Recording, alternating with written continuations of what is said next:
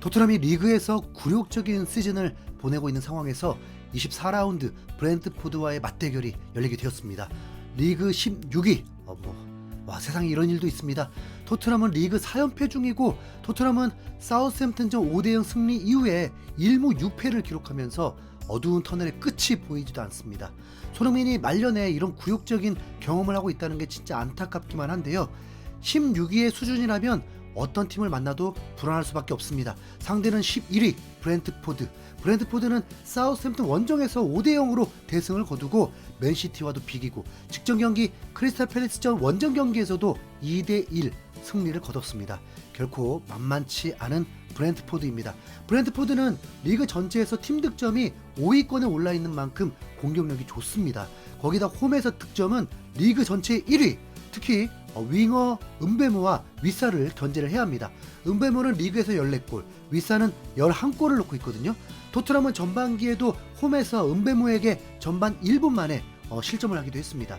은베모와 윗사를 막는 게 토트넘에게 급선무인데 선발 라인업이 공개되었을 때 살짝 쇼크가 왔습니다. 유로파리그 엘프스보리전에서 만더벤이 전반에 출전하면서 황홀케 하는 활약을 보여주고 토트넘이 다시 일어날 수 있다는 기대감이 있었고 45분밖에 뛰지 않았기 때문에 이번 브렌트포드전에서도 당연히 출전을 예상했습니다. 그런데 명단 제외를 해버렸습니다. 이런 브렌트포드의 공격은 거의 리버풀급인데 또 기적을 바라야 할까요? 카라바오컵 4강 1차전 리버풀전에서 토트넘이 무실점 승리를 했던 것처럼 말이죠.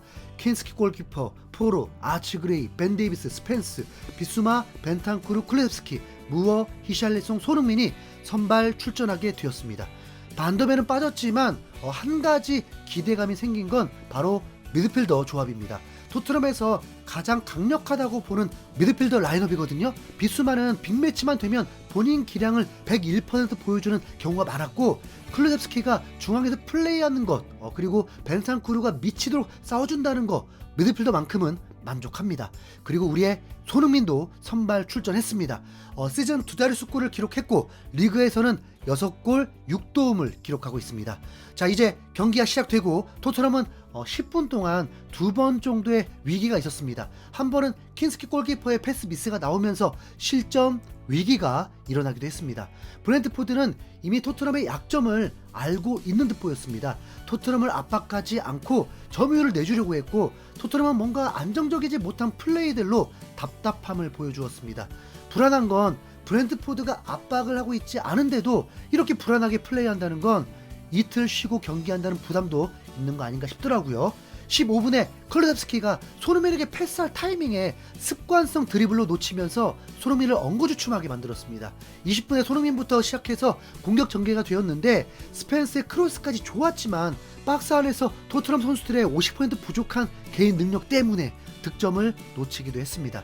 자, 중요한 건 16위 토트넘이 11위 브렌트포드 원정 경기에서 25분 동안 무실점으로 잘 버티고 있다는 것입니다. 손흥민이 오른쪽에서 활약하면 무어도 살아날 것 같은데 저만의 착각일까요? 28분에 손흥민의 킥으로 토트넘 선제골이 터지게 됩니다. 손흥민 존에서 슈팅한 것이 굴절됐고 비수마의 슈팅으로 또 굴절되면서 코너킥을 얻게 되었습니다. 헤딩 전문 히샬리송도 있고 벤탄쿠르도 헤딩으로 골도 넣었고 좋은 기회였죠. 손흥민이 미사일을 발사하자 휘어 들어오더니 바로 골망이 흔들렸습니다. 토트넘의 득점. 어떻게 나온 골인지 알 수는 없었는데 골대 앞에서 브렌트포드 수비수가 균형을 잃으면서 본인의 몸에 맞고 자책골이 된 것입니다. 손흥민의 곡사포와 태양권까지 나왔던 게 매우 컸죠. 토트넘이 전반전 선제골로 앞서 나갑니다.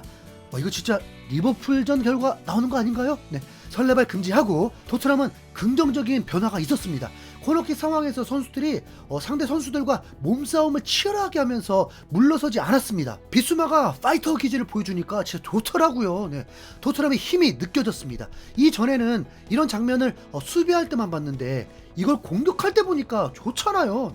토트넘은 40분까지 슈팅이 10개가 되었는데 사실 유효슈팅은 한 개도 없었습니다. 계속 벽에다가 쏘다가 슛을 안 해야 하는 몇몇 선수들이 쏘면서 위력이 저하되었습니다. 무어가 사실 굉장히 무리한 상황에서 지금 출전이었고 오른쪽에서 좀 어려움을 겪고 있는데 가장 잘하고 있는 선수는 스펜스가 공수에서 좋은 활약을 보였습니다. 은배모도 잘 막고 있었고 공격에서도 활기를 불어 넣어줬습니다. 그냥 스펜스가 그냥 오른쪽 윙어하고 레길론이 풀백으로 나오는 것도 나쁘지 않아 보이고요. 네.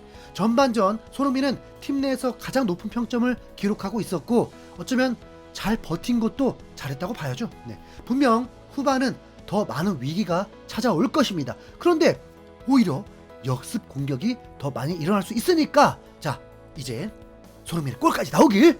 엔지 감독은 후반전에 예상대로 무어를 교체했습니다. 혹시나 유망주 투입을 또 할까 했는데 우선 베리바를 투입시켜서 기동력에서 밀리지 않게 하려는 작전이기도 했습니다. 어느 정도 예상은 했지만 브렌트포드의 공격이 거세졌습니다. 무려 70%. 그러니까 토트넘이 점유율이 30%가 된 것입니다.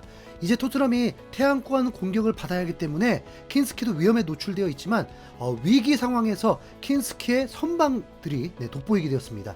손흥민은 한 차례 무서운 드리블 능력을 보여주면서 40m 이상을 혼자 질주하기도 했습니다. 컨디션 문제 없다는 거죠. 15분 사이에 클루셉스키와 베리발의 매서운 슈팅으로 위협적인 장면을 만들어내기도 했습니다. 자 이대로 30분을 버틸 수 있을까요? 이전에는 이런 경기를 응원하면 토트넘의 추가골이 언제 나올까를 기대해야 하는데 지금은 실점이 나오지 않길 초조하게 지켜보게 되네요. 전반전에 비수마가 보여준 파이터 모습과 히샬리송이 은배모의 강력한 슈팅을 두려워하지 않고 머리로 막아버린 그런 플레이를 보면 토트넘도 강해지고 있다는 거 아닐까요?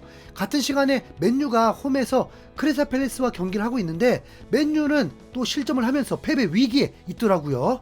70분이 되면 가장 힘든 시간인 만큼 집중력을 잃지 않도록 선수들을 교체해 줄 필요가 있는데 안타깝게도 토트넘은 선수 교체 자원이 너무 부족합니다. 성인은 사르, 레길론 뿐이었습니다. 66분에 비수만을 교체해주고 사르를 투입시켰습니다. 이건 중요합니다. 5일 뒤에 리버풀과의 빅매치가 있으니까요. 체력 안배를 위함입니다. 토트넘의 추가골만 나온다면 손흥민도 곧바로 교체가 될 것입니다.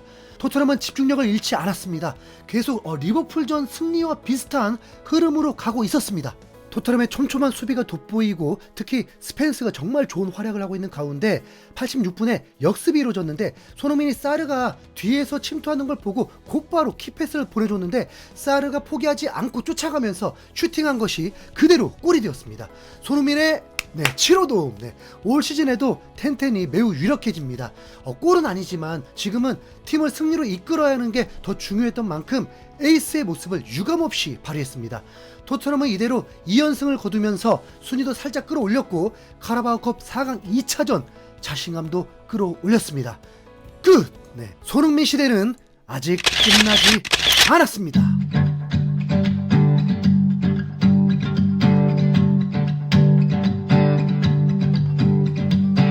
상상도 못할 일이 일어나 밤낮이 바뀌어도 난 행복해. 너의 그 찰칵 그 세레모니 득점왕 오시왕 이젠 캡틴 유럽을 뒤흔든 월드 클래스 옷을 마셔도 레전드야. 손이 시대를 우리는 살아가 수백 개의 골보다 천만 배의 기쁨을 주잖아. 손 부러지고 금 가고